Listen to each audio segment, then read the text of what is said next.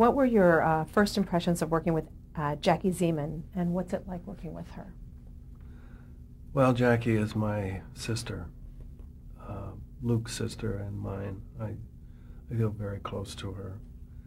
She was immediately, she just won me over immediately. She's extremely vivacious and open, loving person, and she was so thrilled to have a brother on the show.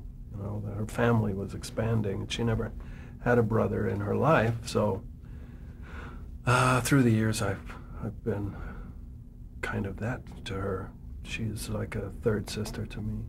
I adore her. And would you talk about working with Norma Connolly, who played Ruby Anderson? Norma Connolly was one of my favorite people that I've ever known. She was very politically aware. She gave me books on the blacklist of Hollywood and got me all riled up about those days. She was just a really very warm and loving actress, and extremely professional. She used to have big dinners at her house, and I got to meet some extraordinary people. A lot of them were on the blacklist. She was really very outraged by injustice, and I loved that about her.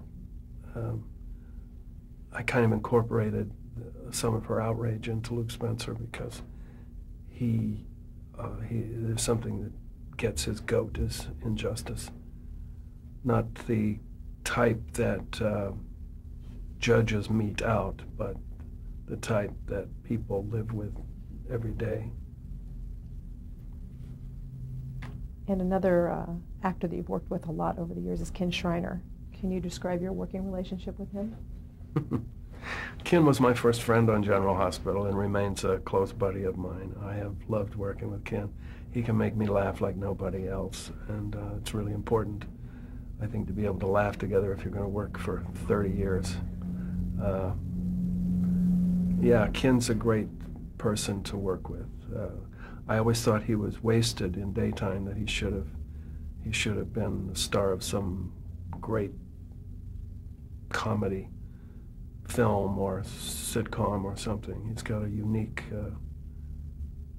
sense of comedy and the absurd, and we've had great times together doing fights. We've done more fight scenes together probably than any two men in daytime, and I mean, the times that I've hit him and he's hit me back, gosh, the best fight scene I think ever on daytime was Us, where he knocked me off a boat once into the ocean, and so we have kept track of who gets to knock out who, and he had knocked me out 4 or 5 times in a row, and so I felt it was my turn, and when I got to it, I bloodied his lip because I was too excited about it. Anyway, we laugh about these things, but yeah, Ken's great. He's a great person. Going back, speaking of Ken and the Scotty character, had the show planned originally to go forward with the romance between Luke and Laura, or was that, you know, just how was that decided after? At what point after the rape was that I decided? really don't know when they decided to put Luke and Laura together. I'm sure it wasn't initially. I'm sure it was something that came when Gloria saw the chemistry between the actors. And she also liked the idea of her bad boy, a sort of Romeo and Juliet situation with the bad boy and the angelic young ingenue. But I'm not sure when that evolved, and I wasn't a part of it, apart from just acting. In the summer of 1980, Luke and Laura went on the run for the first time. Do you know what Gloria was hoping to achieve by sending them on this adventure? That first summer on the run is my favorite storyline ever done on General Hospital. Certainly my favorite that I ever did. Gloria wanted to do It Happened One Night.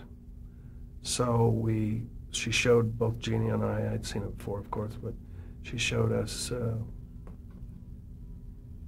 the film and told us this is what we were going to be doing. And she wanted, with the adventure and always the danger, there always had to be danger. We had 2 or 3 hitmen after us, and one of them was a cross-dresser, which was terrific. But she wanted that 1930s fast-paced dialogue. She just kind of ripped off the Capra style, and we had a really, I think that is the storyline that solidified the Luke and Laura relationship, and also kind of got the audience completely on our side after the rape had made them very confused about what General Hospital was doing. In 1981, Tristan Rogers joined the cast as Robert Scorpio. What was it like working with him? Well, Tristan is a bad boy. Tristan is a really, has a real edge to him, and I loved working with him. I still love working with him. There was quite a bit of competition between the two of us in the beginning. He came on ready to bump me off my position, and I wasn't about to be bumped, and we had some conflicts, but they only helped to inform the relationship of Luke and Scorpio. And once we got through all of that, we really had a wonderful time together. I will tell you there was a lot of drinking went on, sometimes even on the set, so we made ourselves as against the grain as we possibly could. Well, we were determined not to be daytime studlets, and so the bad behavior was, and I must say Gloria really was quite an enabler. She loved her actors to be edgy and off the charts in terms of their behavior. She, in fact, I remember seeing her mumbling to herself one day walking down the aisle in the studio, and I said, well, what's up? And she said, oh, just send me every fruitcake actor in town, I'll hire them. She was having some problems with some people, but she loved actors, and she loved the bad boys. She loved going against the grain, and Tristan certainly epitomizes that. And I had a ball with him. We still do when we get together. Let's talk about the Ice Princess storyline. And how did you feel about that storyline?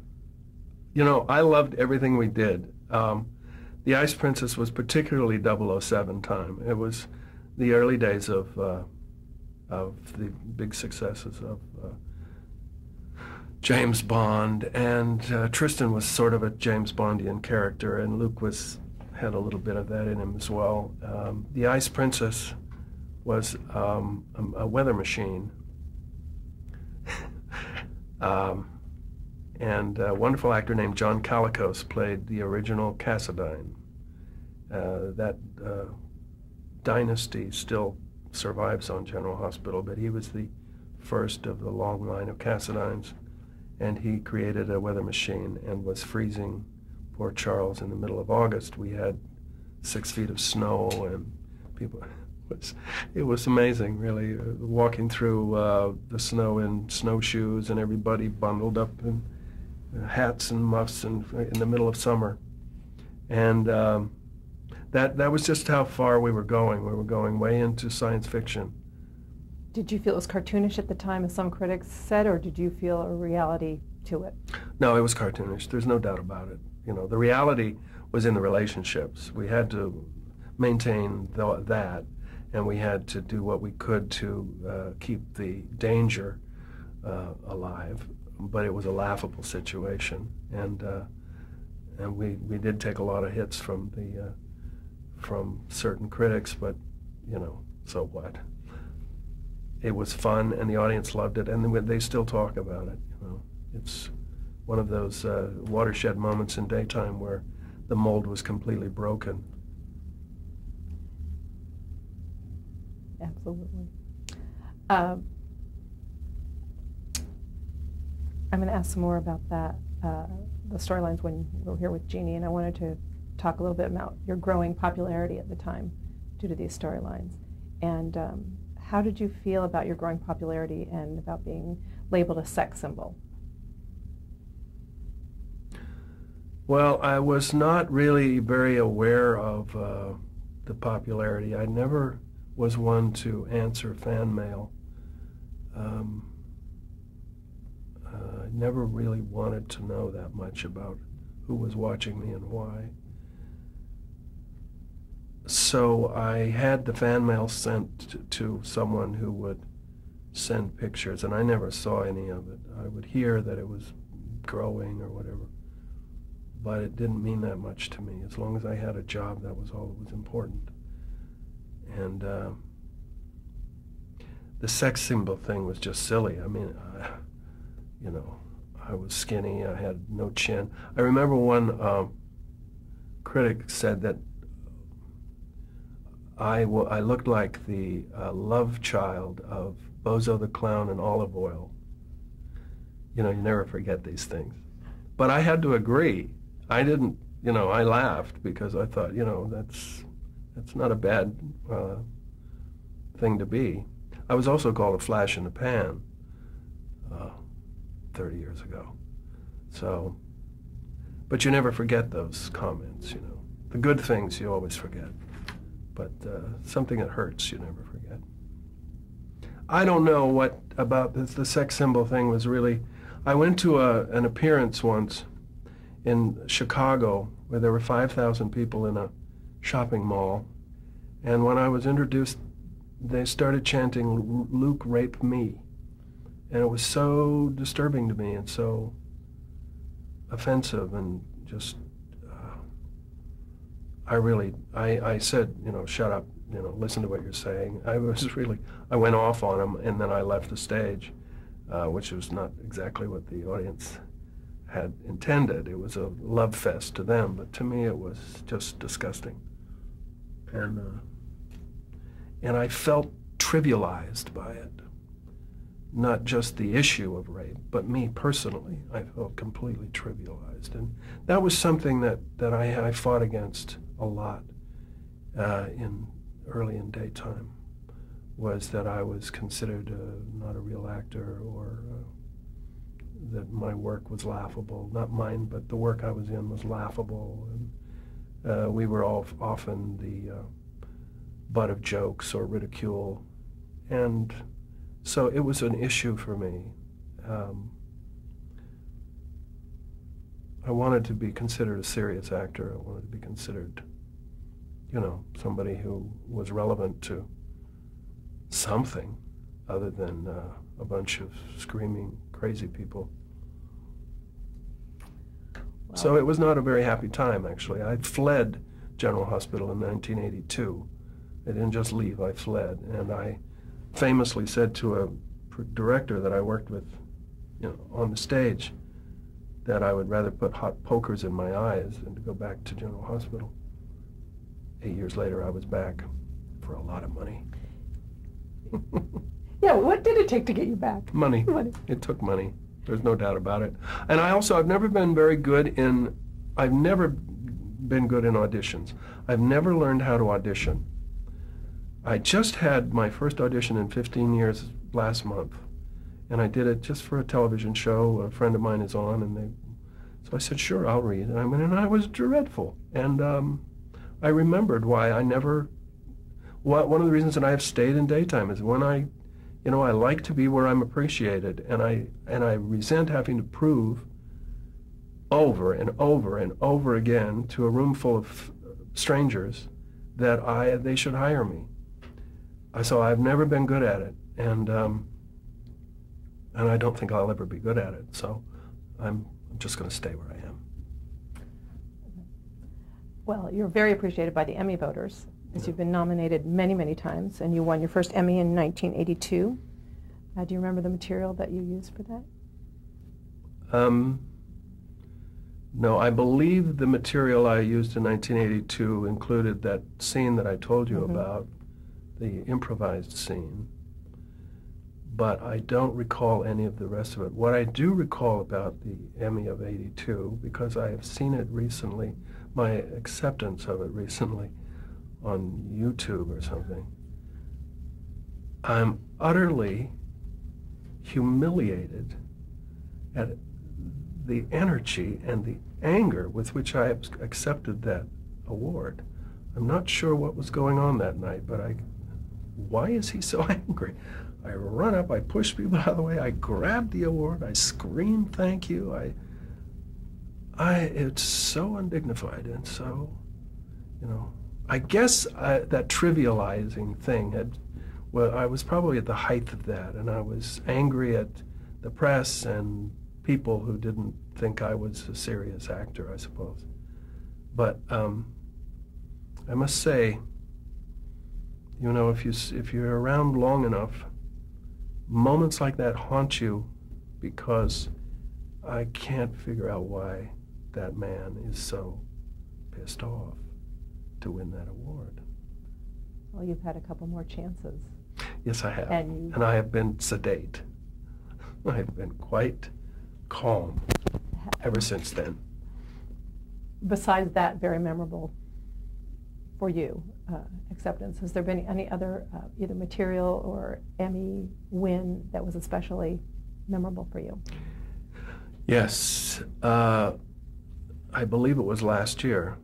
I won the Emmy for some material that was, my son was in a hospital bed and on life support. They wrote scenes that were awful. They were afterthoughts. And I tore into them, rewrote them,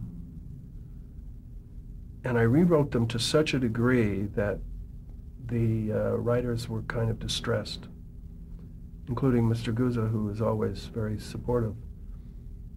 But they were distressed enough that the director told me, I only have one shot at these. I've been told I can't do them twice. And I said, then, F it, shoot the rehearsal. And he did, and I won the Emmy, and that means a lot to me. You see, there's a theme here about fighting and survival, and I don't often get a chance to talk about that aspect of it, so I'm letting it all out. How are your other actors? How do they work with your improvisational techniques, or when you do rewrite, how do they deal with that? I have all the actors I work with, as long as I tell them basically what I'm going to say, I have never had any trouble. Sometimes I've had to say, look, when I stop talking, you talk. But I don't really mean that. I try very hard to do my rewrites and set it before I go in. Under another producer, I had to submit the rewrites, and then they would go into the script so that people didn't realize that they were being rewritten. That other producer's no longer there. It's not such a big deal to the people I work with. My directors are all very, they'll say, well, what are you going to say, When I work with people like Jane Elliott, Stuart Damon, John Ingle, I always nail down what I'm going to say before, because they prefer that. If the actor I'm working with needs to know, then I'm going to work with them. I'm not out to, it's it's not a one-man show, and I'm not out to make anybody uncomfortable. Improv is usually only done in the spur of the moment between two people. Not if one person is improvising, it's not going to work. So my rewrites are usually done and committed to memory well in advance of the shooting it. And if the scene is way off, if I have changed intention rather than just words or phrases, I will go to the actor and make sure that they have their cues and know what I'm saying. And also, in cases like Jane Elliott or Stuart Damon or some people who I work with who have definite ideas of what they would like from me, if they don't like the rewrite, then I will adjust it. Because, you're working together. I'm not trying to shove my approach down anybody's throat. I'm very grateful that I have a producer and writers that allow me this freedom, so I try not to abuse it. Right. Another freedom they give you is a lot of vacation time. Mm-hmm. How did you earn that? How did you get that? Well, through the years, I kind of hit what was the payment ceiling, and in order to make it worth my while to come back, I started getting more time off and more time off and more time off. Now that has worked for me because I'm older. Daytime is very much a young man's game. I think acting in general is, but in daytime, I'm 60 years old, and for the last 10 years, rather than be there watching my character become a dad, a grandpa, or a color, as I say, in a scene, I have made an agreement with them that I hold my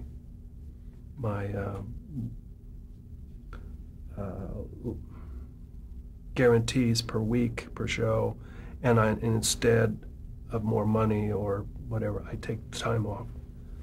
And that really works for me because I now live in Holland, so I work about 6 months a year. I always take the summer off, and a month at Christmas, and then a month in the spring or the fall. And, I couldn't do it otherwise. I could not be there anymore 7 days a week like I used to. First of all, they wouldn't want it because, as I say, it's not an older man's game anymore. It's which is fine with me. It's all worked out perfectly. Heading back a little bit in time to when Emma Samms came on the show and a new love interest for Luke. How did you think the viewers would react to a new love interest for you and without Laura? The first love interest they tried for Luke was Demi Moore.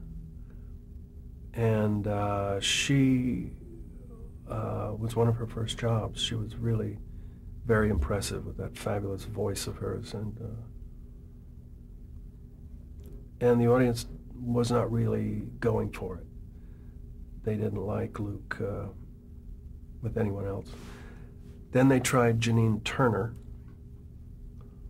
and that also didn't work. So by the time Emma came on the scene, I think Luke had been without Laura for a year or more. And it was a very slow romance. And the audience was by then able to allow him to open his heart to another woman. But he's never, even today, the love of his life is Laura. He's married now to Tracy Quartermaine, Jane Elliott, who I originally tested with, and it's a very good marriage as actors. I mean, acting-wise, the two of us, I think, are extremely good together. And but her character knows that Laura is always there, the third person in the room. So it's been a difficult thing for the actresses who I've worked with since Jeannie left the show, because they were always in her shadow one way or another. But it's a daytime, and life does go on. People do survive loss and continue. Otherwise, it wouldn't be life. You returned to General Hospital in 1991 Mm-hmm. when Gloria Monty returned to the show. Mm-hmm. How did she approach you about returning? Gloria called me and wanted to have dinner. We went to dinner. She told me she was going to go back to the General Hospital, and she wanted me to go with her. And she saw the look in my eye, and she said, "But I don't want you to play Luke." Ah, wait. This is probably the first person since I left General Hospital in '82 who didn't want me to play Luke. They wanted Luke on every show, you know, not just daytime. I was hired to play Luke on many shows, variations thereof, many nighttime shows, the movies of the week, etc. I was getting really tired of it. So she told me I would be Luke's cousin, Bill, who was a totally different kind of guy. And it didn't work.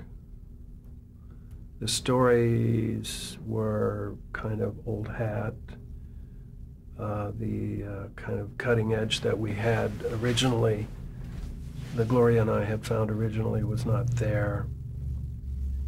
She had another idea. I'm not sure. She was trying to do something new, but it turned out to be kind of retro instead of new. And the character, even with wearing a divot down to here and putting brown contact lenses in my eyes and having a big brown beard and everything else, the audience didn't want that. They wanted Luke. I wasn't happy because Luke is so distinct, and Bill Eckert was a nebbish. He was a homogenized conglomerate of so many other characters. So I was going to leave the show, and then Gloria left, and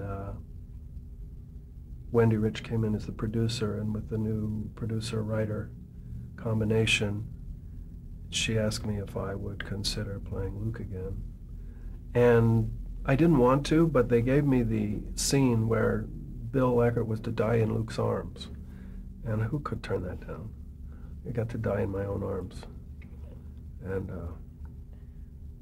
so I did it, and I've been very happy with that choice ever since. When you returned as Luke, they also brought a young actor named Jonathan Jackson on to play Lucky, your son with Laura. Can you describe working with him? I tested with 7 young men to play Lucky. They were all very distinct and all very good and different types of kids. But there was something about Jonathan that immediately, he just stood out.